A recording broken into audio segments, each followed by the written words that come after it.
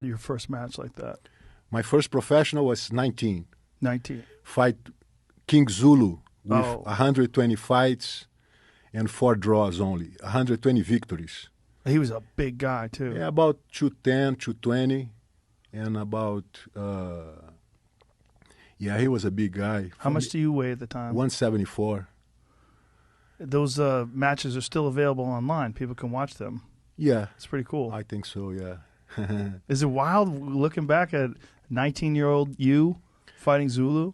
Was maybe the biggest experience in my life, because at this point I felt like I was good. I was able to fight well, but I didn't have the experience.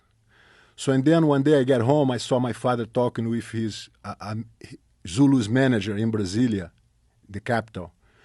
And the guy tried to invite somebody of my father's team to fight Zulu. And my father was saying, no, I don't have nobody. We don't fight Vale Tudo for so long. Nobody's training for.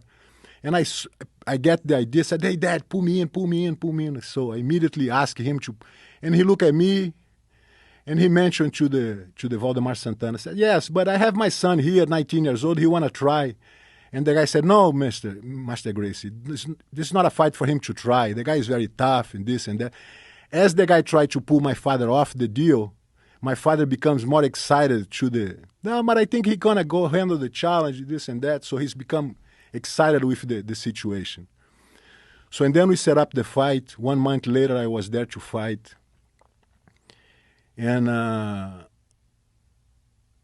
we start the fight.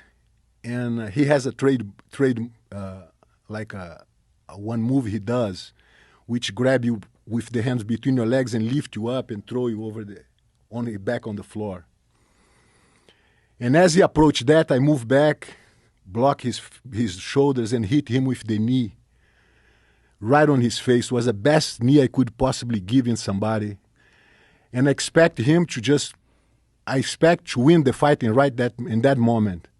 But he just shook, he stood up, lifted his head, shook, spit a tooth, and started back ready again to go, you know. And then I felt like it was really serious, and the thing was much serious than I expect. And for the next 10 minutes, because it was 10 minutes rounds, for the end of the round, we just engage and fall on the ring and come back in and back and out, and a lot of commotion, a lot of strength. And in the end of the round, I kind of crawl into the corner. And I said to my dad, I quit. I cannot go anymore. I'm tired.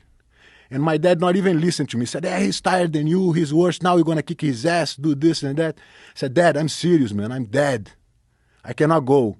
And then my brother Holtz threw me a bucket of ice and water in my head. I go, and then bang, the bell rings and I push in again. And like my dad said, I could beat the guy in 3 minutes because he was already tired, wasted too. So when I grabbed his back, he could not escape, and I put him to sleep. And then I confirmed my worst enemy was in my mind. My enemy was in my brain tell me I have to quit. So I decide, and that day, never heard my mind tell bad things to me anymore.